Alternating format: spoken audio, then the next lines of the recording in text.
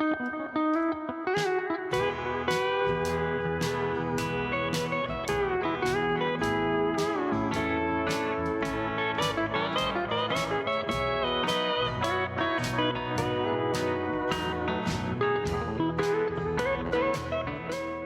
right, so welcome to Who's Gonna Fill Their Shoes. This is Josh, Hey, this is Wes.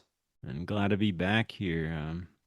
We've obviously taken a little bit more time between episodes, but I'm really excited to get into this one today.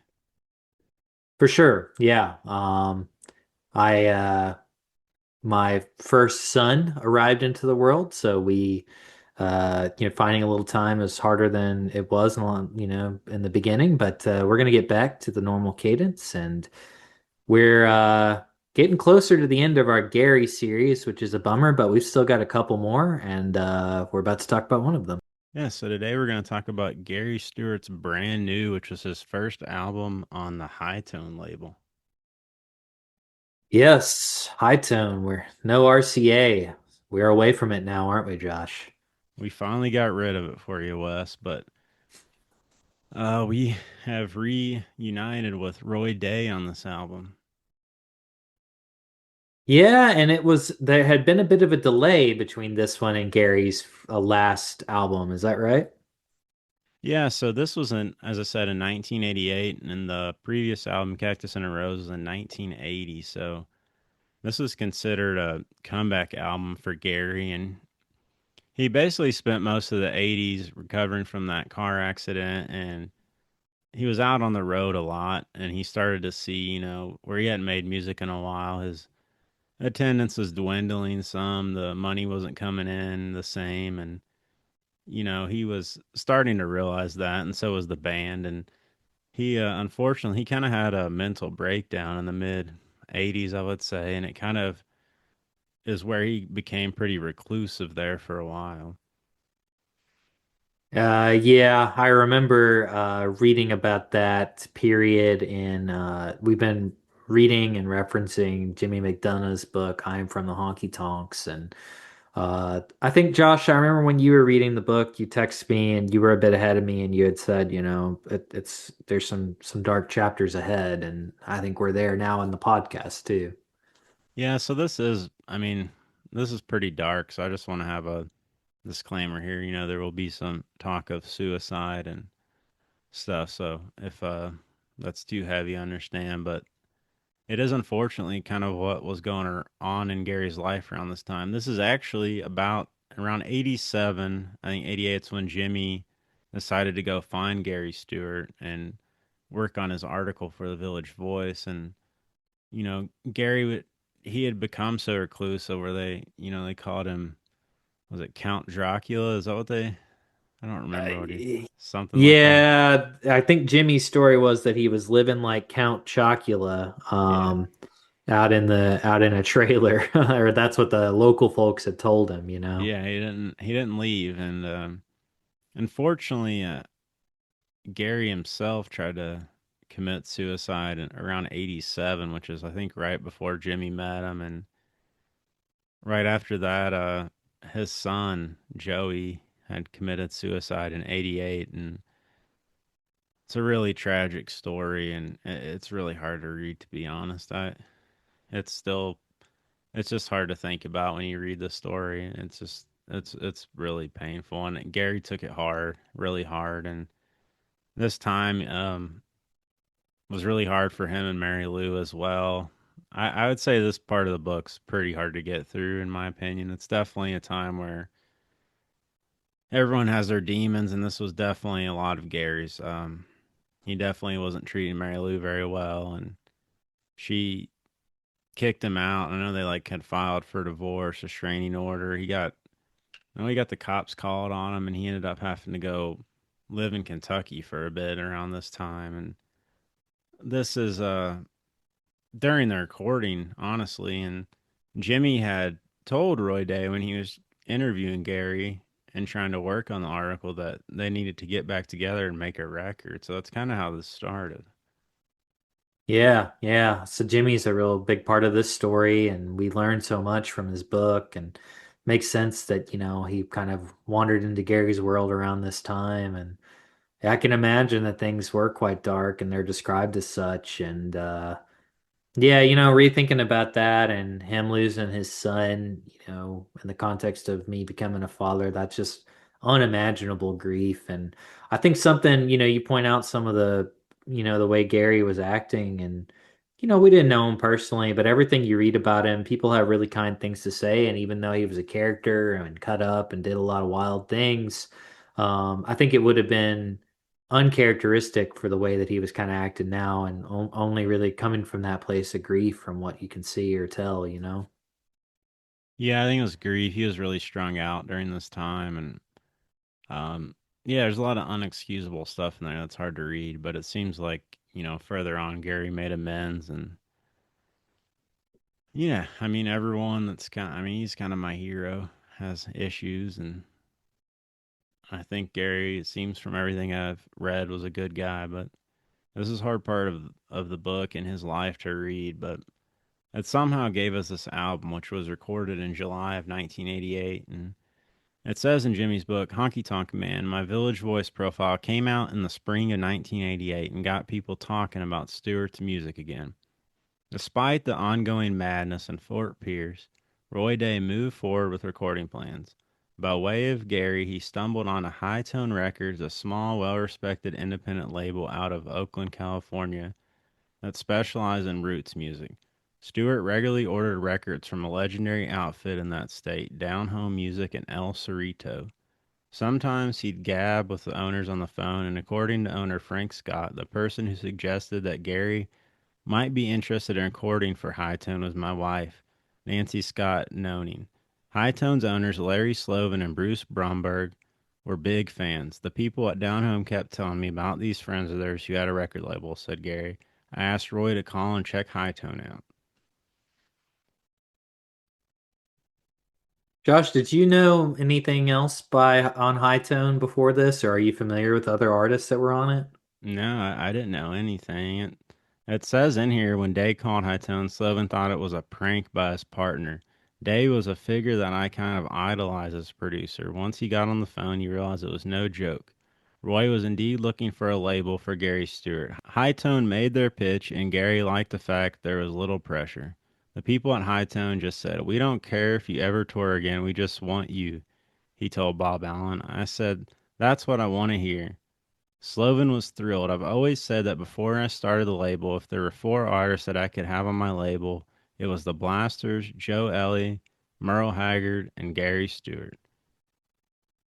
So, yeah, it kind of talks there. That's how he set it up.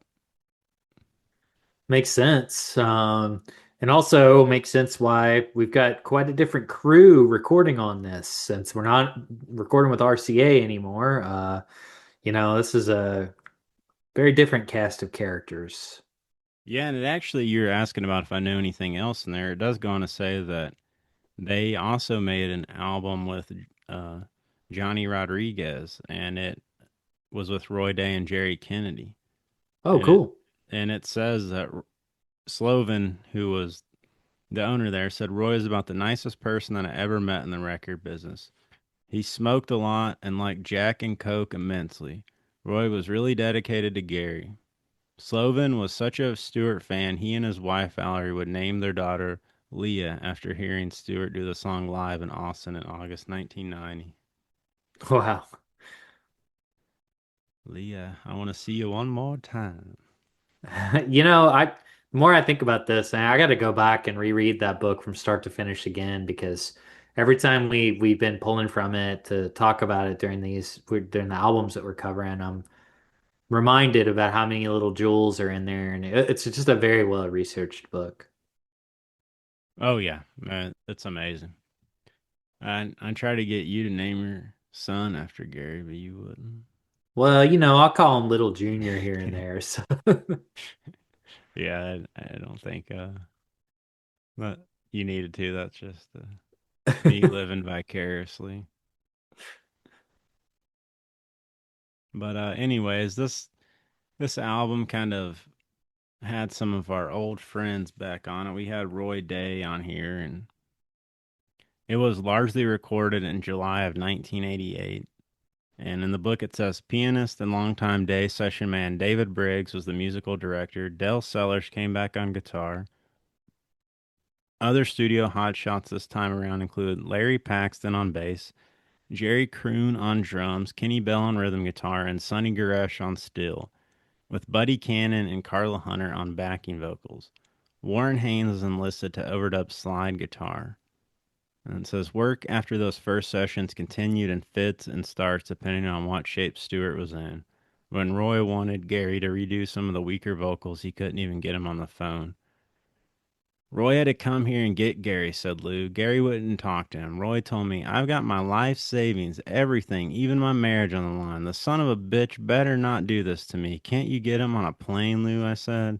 This time I can't because if I go in there and say anything to him, he's going to knock me across the floor, Roy said. He ain't seen the bad side of me, I said. Well, maybe he should. So Roy flew down to Fort Pierce. Mary Lou didn't tell Gary he was coming. When Day walked in, the couch potato was on the couch, as Lou put it. When she tried to get Gary's attention, he literally growled at her like an animal. Suddenly, there stood Roy. According to Mary Lou, he said, get up, take a shower, shave, get your clothes on. We're going to Nashville. You ain't going to do this to me, you son of a bitch. Caught by surprise, Stewart did as he was told, and the album was finished. So there's your context for where we're about to head with this album. You know, with all that in mind, well, we'll talk about it, but I think it turned out pretty well. Yeah, honestly, I forgot a lot about that, and listening to this, it didn't really recollect in my head that it was something that was the relevant time of when this album was going on. So it's kind of, yeah, I agree. It's kind of shocking. Yeah. I would say one thing about this album, I'm kind of surprised the record wasn't a big hit, as country music in 1988 was kind of in a rough spot. You had about Randy Travis, and funny enough, Keith Whitley, who I would say is I don't know if I'd put him as a tie or where at with Gary Stewart as far as the best country singers from Kentucky and maybe ever. But Don't Close Your Eyes came out in 1988, and it was also recorded at Music City Music Hall there in Nashville. Yeah. Yeah, I don't know exactly where that is. I'm actually kind of curious and we'll look that up now. Music City Hall, is that? Music City Music Hall probably doesn't exist anymore. Well, that's quite crazy that Keith Whitley's biggest record ever was recorded in the same spot as Gary Stewart. Because I know I sent it to you. I found a pretty cool cover of Keith Whitley doing Gary Stewart that floored me. I mean, those two guys to me were just pure magic. No one will ever touch them, and they both were gone. I mean, Keith way too young, but both gone way before their time. Yeah. Yeah, it's true. It's amazing. When I have a radio show called The Gold Rush.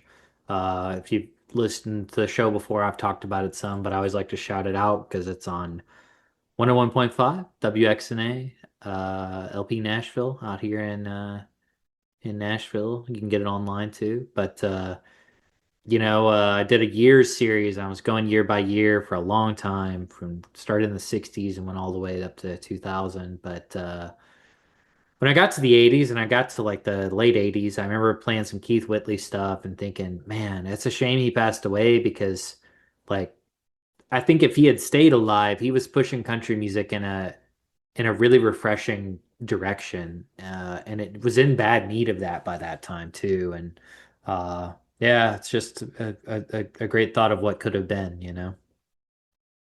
Yeah, I agree. So this album came out in November of 1988, and if you look at it, the cover is just kind of a close up of Gary's face, and in the book it says he's not smiling on that album cover, said Bill Hardman, who said Gary told him that's for Joey. Mm. And so the album was a mixed collection of numbers drawn mainly from the recent demos. 8 of 10 cuts were co-written by Stewart. Mary Lou was his co-writer on 5, and this was the most Gary songs on an album that he did. I noticed that as we were reviewing this and thinking about it. I thought that was cool. I think that's a special distinction and probably why it ends up being there's some strong songs on this record. Yeah, and if you look on the back, it thanks Jimmy on the credits actually. But that takes us into track one, which is Brand New Whiskey. And this was written by Gary Stewart and Mary Lou Stewart.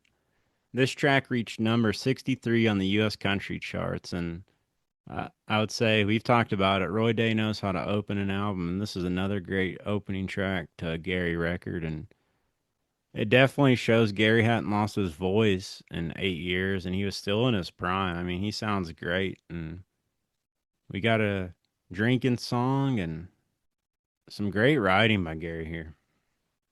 Yeah, yeah, great 80s country track all around. I love the opening riff.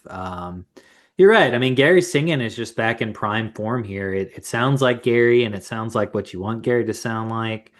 It's just really catchy song too. Like I would love to, I could see putting this on like you're out at the pool or like driving around. It's just good. It's got a great sound. And yeah, I mean, it's the beginning of a Roy Day album, so naturally it's very well sequenced. Yeah, his voice rules on this song and it shows the wordsmith Gary is. It is a drinking song, but there's some really good wordplay in this and instrumentation's great. It's definitely one of the best. I'd put it in the top 10, top 20 of Gary's songs for sure. And I don't know, have you heard the Brooks and Dunn version? I know there is one, but I actually haven't heard it.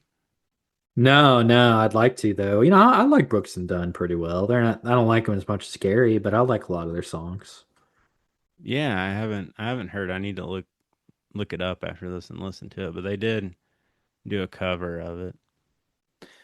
I wonder at that time, I guess that would have been a novel idea to make a brand new whiskey, but maybe if Gary were alive today, he could have a whiskey called like brand new or something. Or he said he would name it a woman's name, right? And that's the line in the song, so I guess he'd have to do that. But he could have one like Bob Dylan, with his Heaven's Door. Well, he's got a lot of women named songs. We got two on here to talk about, so Yeah, why not maybe a women named whiskey? yeah, we should just reissue an album of Gary's songs with women's names as the title. You could fill an album that way, yeah. I think so at this point. Well, that takes us to track two, and it's "Son of a Honky Tonk Woman," and this was written by Gary Stewart and Mary Lou Stewart. This was released as the B side of Brand New Whiskey, and I think this one's a fun honky tonk boogie song, lyrically great at some points and kind of corny at others, but not a bad song. No, the boogie woogies here. I mean, I find Gary singing a little absurd on this. Like there are parts I can't even really parse what he's saying. It's like marbling out of his mouth. But I like that. It works on this song. Oh, big time. You talk about that. This would have been RCA Bradley. They would have hated this album because he is definitely not enunciating on some of these songs. No, especially not this one. But he's just looking for a good time. That's what he's saying. Um, He I'd is. say, yeah, he is looking for a good time. When he says I was born the life of the party and honey I'll die trying to get the party started. Sounds uplifting. I mean, I'd say of the songs that have honky tonk in the title, I like this one quite a bit. Yeah, it's fun. I would have loved to hear this one live, but I don't know if he ever did. It was definitely a good song. It's a good follow up to the first track, I think. And I mean, really, Gary was the son of a honky tonk woman. Really, I mean, I guess you could say his mom was probably. I don't think a honky tonk woman is necessarily a woman that goes to honky tonks. It's just somebody you could find in a honky tonk. You know what I mean? Yeah, yeah, I agree. I don't think this one is too far fetched in any way, but No, no, it's just fun, really. I mean, it's a fun album for the most part, aside from a couple of tracks. But yeah, I mean, to me, this is if you want a good honky tonk tune, and you kind of want to get like the good vibes that you might get from like Gary playing live. It feels like you achieved that in these first couple songs, and this one especially. yeah, I agree. Which that takes us to track three. I owe it all to my heart, and this was written by Gary Stewart, Dean Dillon, and Tanya Tucker.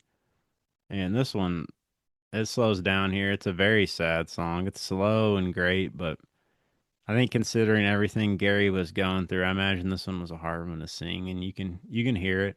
His vocals are not pristine sadness on this as and some of his peak songs, but it's definitely a really good song. I like this one.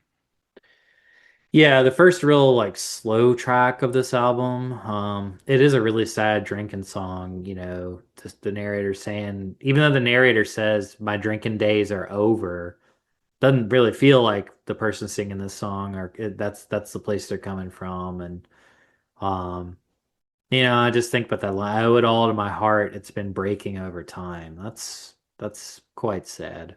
Yeah, and to think about everything Gary was going through this time, I kind of makes this song a little too sad, honestly.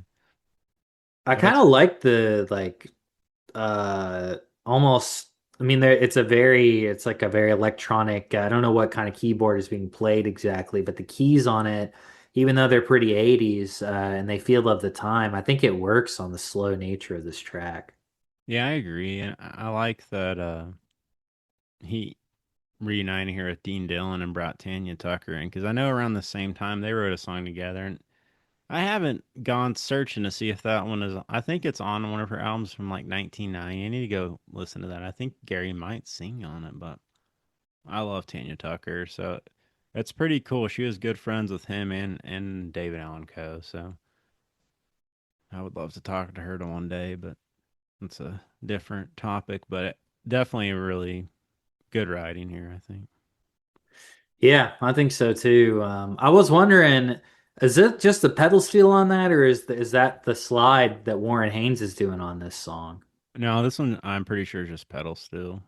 Okay, I like the pedal steel on it quite a bit too. I think that works really well on this song. Yeah, I agree. All right, and so that takes us to track four, Lucretia. So we got another name song here, and this was written by Gary Stewart and Mary Lou Stewart. And I will say it mentions in the book that Roy Day was paying Mary Lou a writer's like weekly payment for this, like for her work on this, and I'm pretty sure she actually did help Gary on this. I know sometimes that he would just put her name on stuff, but just to take care of her. But I think she actually did help on some of this. So this song is wild. I don't even know what to say. It sounds like it's like 80s, I don't know, Southern classic rock. Wild lyrics here too. Satan That's himself must have been your teacher.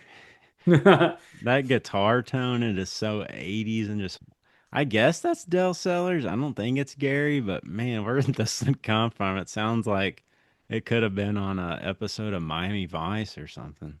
Yeah, this is like somehow the least Gary song we've heard maybe ever, and yet also the most Gary. Like the sound of the song, the instrumentation doesn't sound like any other Gary song, but the lyrics and the way Gary's singing it are very Gary.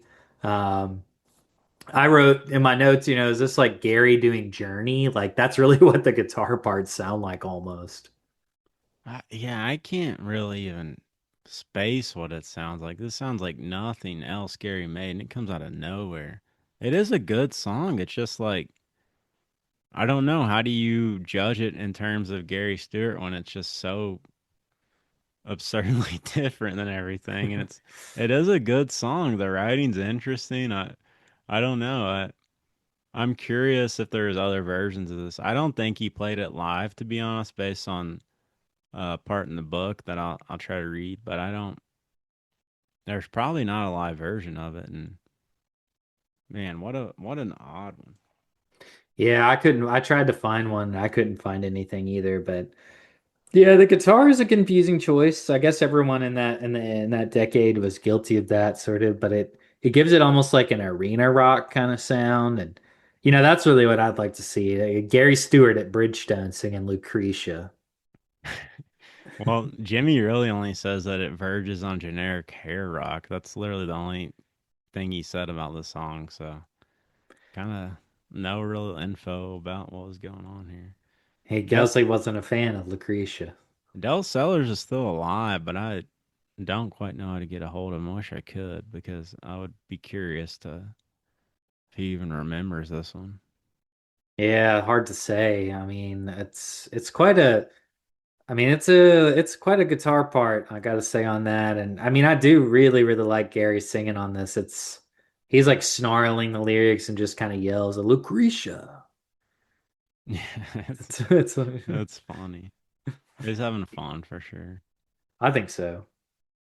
But that takes us to track five, An Empty Glass. And this was written by Gary Stewart and Dean Dillon. And this song reached number 64 on the U.S. country charts.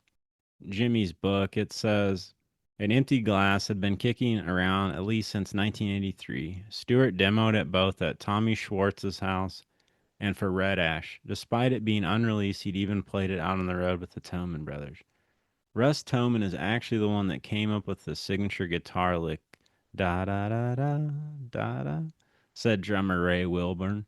The angst-ridden number about a barstool loser had been inspired by Garna Stewart's split with his wife Lydia, who'd been a dancer at a local flesh pit, Evil People Lounge.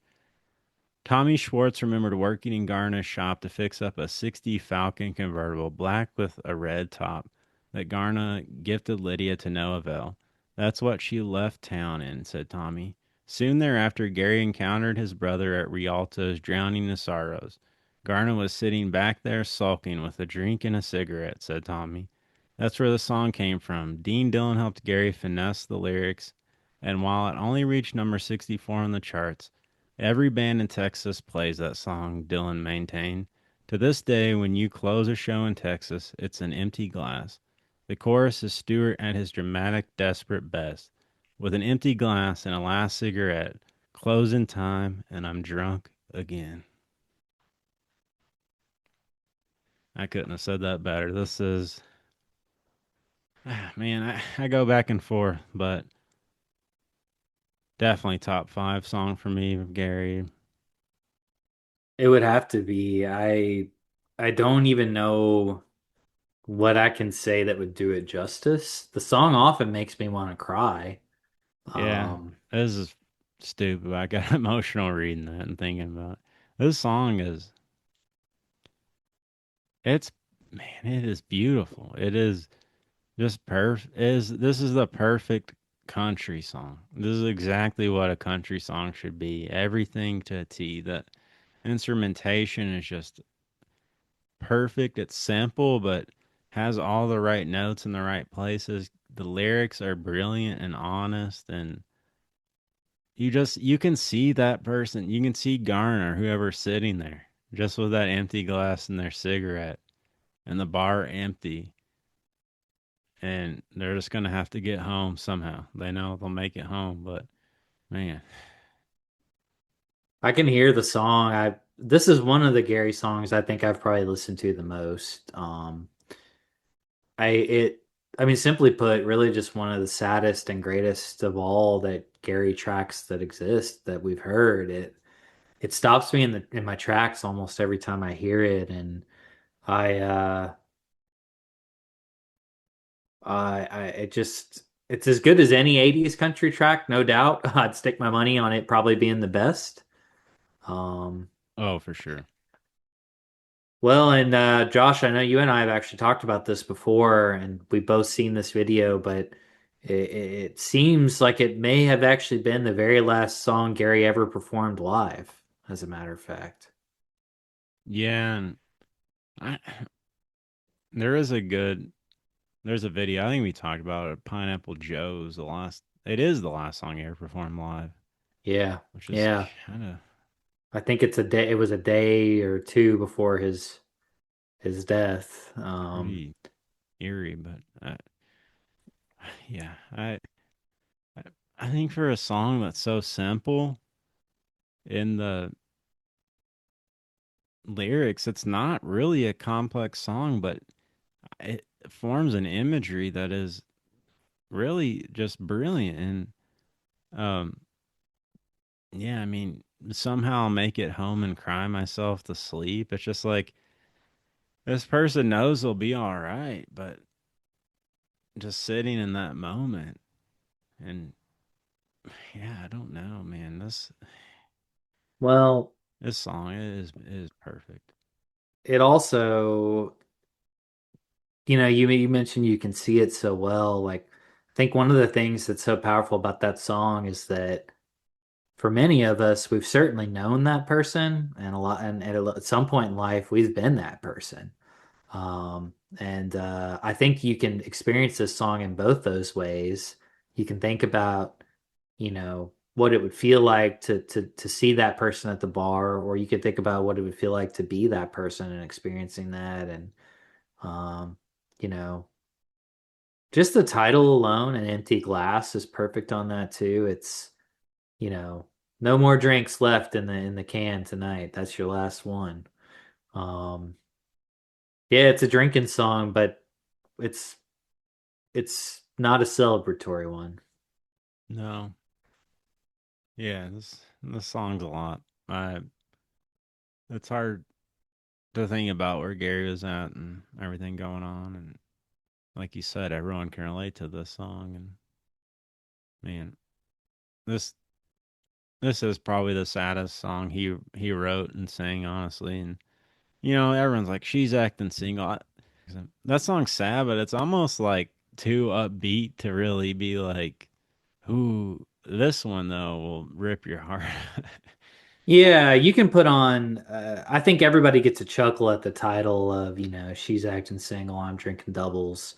It's funny and it is a sad song in a lot of ways, but people turn that on and like if you put it on at a honky tonk, people would celebrate. An empty glass it's befitting that it closes shows. It's a song I could see, like I can see a couple locked, holding each other, swaying and sort of like a dim lights and the end of a night. Like it feels that way. It gives you that sense. It does so much without saying too much, and that's a hard thing to pull off with any song. Yeah, this is not the dim lights, thick smoke, and loud, loud music kind of song. This is the dim lights. We gotta find our way home. But anyways, that takes us to track 6, and we got another great one here, "Rainin', Rainin', Rainin'." And this was written by Gary Stewart, Mary Lou Stewart, and Don Smith. And I absolutely love this song. It reached number 77 on the U.S. country charts. Again, I have no clue, especially with the time of like when Empty Glass came out. When you think about Keith Whitley, that's another one that sounds like it was could have been like a Keith Whitley. Like he could have done that. It was a similar vein. So I have thought, well, part of it I think was that it was an independent label, and truthfully, it was kind of like amazing that these songs went as high as they did for it being on an independent label. I think if it was on RCA or something, it probably would have gone to number one. But man, this is another great song. And Jimmy says this is maybe the catchiest song Gary ever wrote, and I can't really disagree with that. No, me either. I love a good rain song, and in this one, it's rain and rain and raining.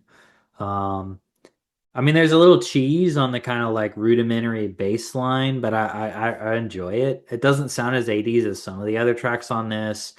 I love Gary's singing on it too. We keep saying that, but it's true. He sings every one of these songs a little bit differently, but in a way that I really enjoy. And I'm just impressed that his voice was in as fine a shape as it was, especially with all the context. But I also just thinking about the lyrics, I pulled out that line about in a big long cherry Cadillac. It's just a great line. It made me immediately think about the David Cloud Berman line, the Band-Aid pink Chevette. Yeah, and what other song does Gary say? A red Cadillac. He does talk about a red Cadillac on another, doesn't he? Yeah, maybe we need to get us on. Yeah, well, that'd be nice. You sent me that great live version too, and I pulled this little comment somebody wrote where they said, "I watched the CMT interview with George Strait, and the woman asked, 'How does it feel knowing you're the king of the honky tonk?' He said, 'Well, maybe a contributor in country, but the king of the honky tonk music is Gary Stewart, hands down.'" Yeah, amen. That's And right. apparently a demo exists with the Easy People band with Gary playing keyboards, but I asked Bob. I can't find. He wasn't sure about it. He said he knows it's out there, but he hadn't heard it. I'm curious where that's at, and I think the drums on this sound like electric. It's a little 80s cheese, but it works. It's a great song. And like you said, there's an awesome live version on like a TV show that exists, thankfully, and or another one of An Empty Glass as well. Yeah, we keep getting that one wasn't added recently, but feels like we're gonna have more and more Gary videos coming out, or I hope so. So maybe we'll hear that demo version eventually. Six is in a track seven, looking for some brand new stuff. And this was written by Sonny Tackett. This could have been great, but something is missing. I don't really know what it is. It's not a bad song at all. It would have probably been great live, but I know Sonny kind of felt the same way about it.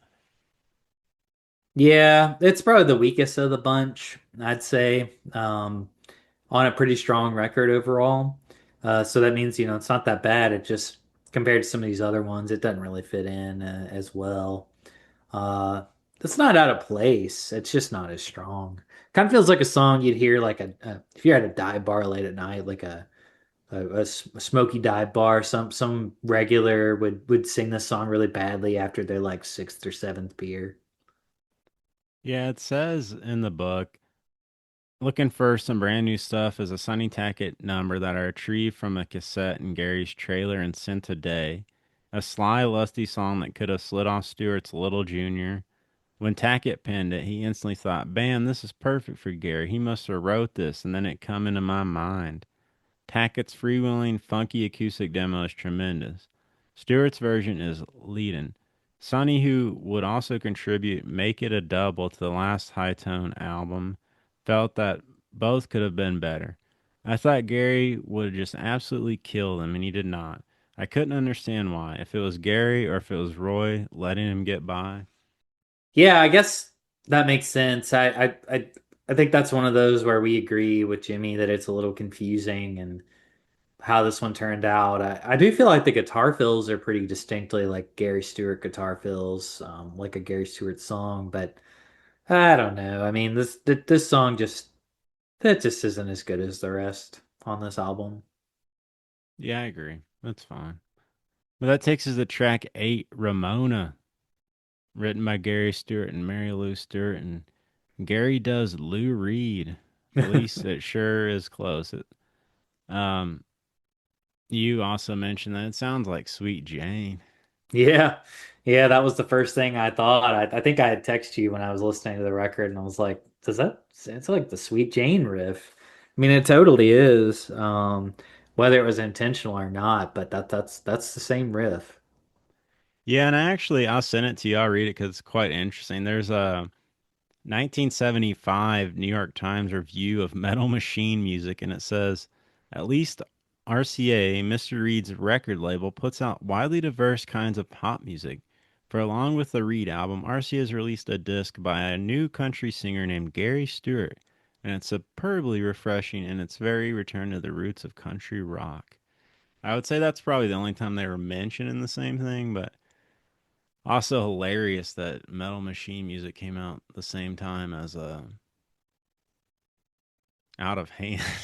Yeah, yeah. But no, I like this song. It's interesting. It's not yeah, I don't it's kind of like Lucretia where not they don't sound the same at all, but I think it just does not sound like a Gary song because it's pretty 80s and it's like a I know it's electronic drums, but it sounds like it could be a drum machine and it has like a weird like fuzz guitar that kind of comes in real soft and the like riff.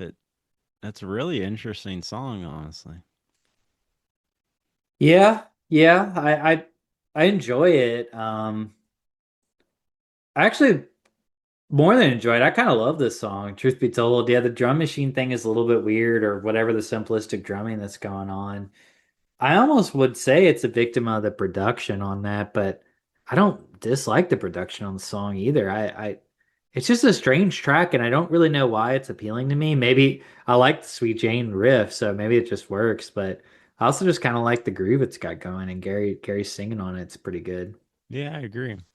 Jimmy doesn't mention it all in the book. So. Yeah, and we got another name song here. So Get your That's Ramona brand new whiskey. yeah, and from a name song we go right into a drinking song, which just takes us into track 9. I Get Drunk, and this was written by Gary Stewart and Steve Hunter.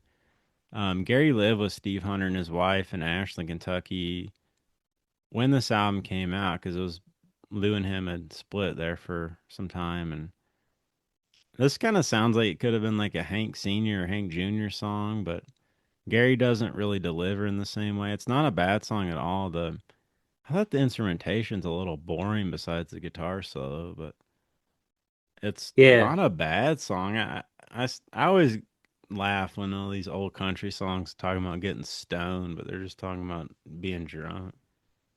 Yeah.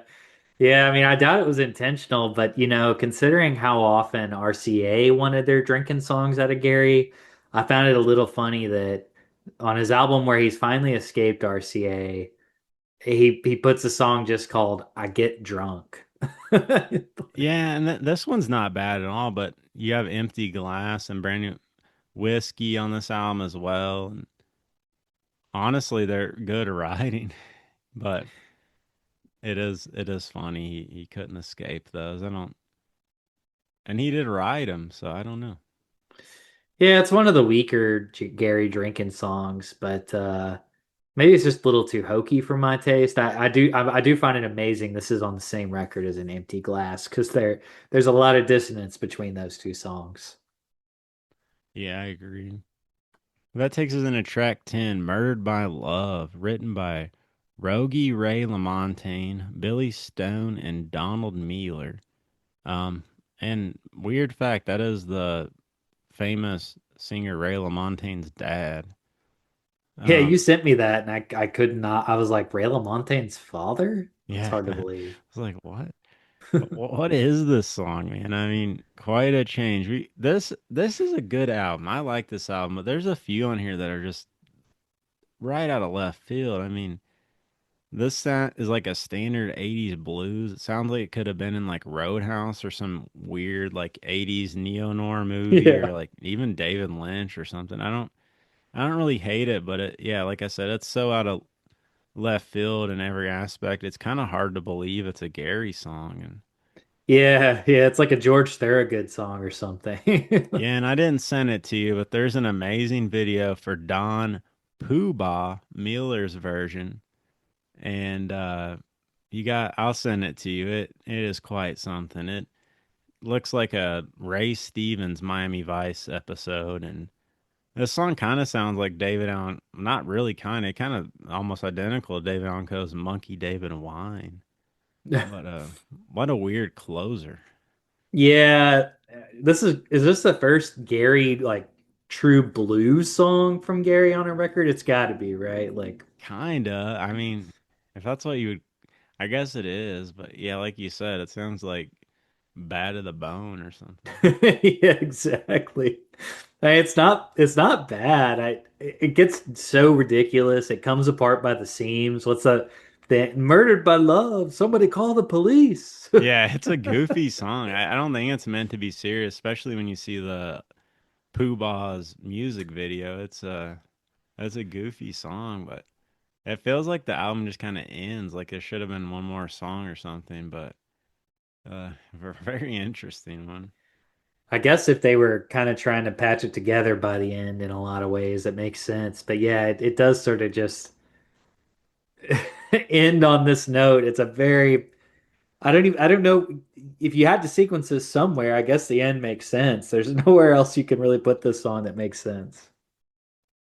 Yeah, I agree. And it says in here when Stewart was talking to Bob Allen, he said, I went from a year of not singing at all into the studio, and that was tough. I had a hell of a time hitting some of them high sharps and flats. Hell, I'd heard Gary blasting away on his acoustic guitar in the trailer and live in Fort Pierce joints, Jimmy says. I knew he was still a vital artist and felt he deserved better than one last mediocre pat on the back before being shuffled off to the retro barnyard. And interesting enough, this like kind of crosses our two loves here. He goes on to talk about how he showed not the David Briggs that worked on this album, but Neil Young's producer, and showed Neil Young Gary Stewart's music, and they were like floored by it. I don't see how they wouldn't be. It seems like anybody who was aware of it was, you know? Yeah, because he says Roy had plans to do more high tone albums, and I held him in too much awe to butt in with my own 2 cent notions. It's one of my greatest regrets because I feel the results could have been far more original and less stale than any of the high tone material Gary cut. Not wanting to rain on anybody's parade, I kept opinions to myself, although I did have an amusing encounter with Larry Slovin the one time Day introduced us. The conversation was rather brief. So you're the guy obsessed with Gary Stewart, I said, by way of an introduction. Larry seemed a bit taken aback. I'm not obsessed with anybody, he replied. That was it for this young hothead. I walked away thinking, yeah, and that's the problem. Nobody's obsessed. Hmm. I'm obsessed, but yeah. Yeah, yeah, we've spent a good Fortunately, amount of time talking about him, so uh you know, I just say I probably have heard this record all the way through before I started listening to it in preparation for us to talk about it, but not in a while and not in the context of everything that I know now and just thinking about the last couple of records and I found this record to be pretty enjoyable and one that I'll probably go back to more than I expected that I would. yeah, and it talks about how like being on the independent label. I think Gary had high hopes that those songs would be number one hits, but just with the limited resources, they weren't. And one of the Tillman brothers even said they only played an Empty Glass and Rainin', Rainin', Rainin' live. They didn't do any other songs. Gary wouldn't play them. He didn't want to, which I find interesting. That is interesting and he seemed to play an empty glass quite a bit. Um I don't know, he could channel that song every time though. I've never seen a bad version of it, so maybe that's why. Well, I think he knew that song was a number one hit in his heart, but Should have yeah, been. I mean, what a what a time in someone's life. This I don't dislike this album at all, but is it his best? No. There is certainly some songs that are up there, and I I'm glad we talked about it. I think it's definitely one people should listen to, and I'm glad it was made. It definitely I don't disagree. I think someone else like if David Briggs of Neil Young would have produced this, that would have something of Gary's that would have been crazy, but